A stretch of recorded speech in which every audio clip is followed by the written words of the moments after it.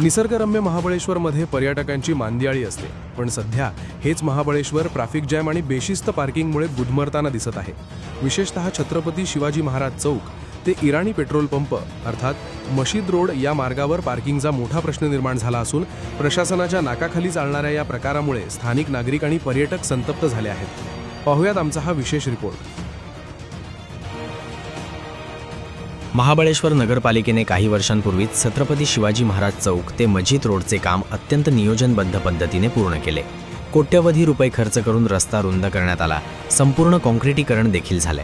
उद्देश हाच होता की वाहतूक सुरळीत व्हावी, मात्र प्रशासनाचा हा उद्देश आता फोल ठरताना दिसत आहे। रुंद रस्त्याचा फायदा वाहने चालवण्यासाठी कमी आणि अनधिकृत पार्किंगसाठी जास्त होताना दिसून येतोय। अधिकृत पार्किंगची व्यवस्था असतानाही या मुख्य रस्त्यावर दुतर्फा वाहने उभी केली जात आहेत।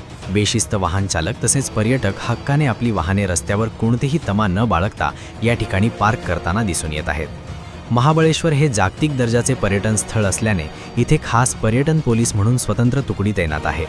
महाबळेश्वर पोलीस स्टेशन अवघ्या हाकेच्या अंतरावर असताना पोलिसांच्या डोळ्यासमोर ही बेशिस्त पार्किंग कशी चालते असा सवाल आता उपस्थित केला जातोय।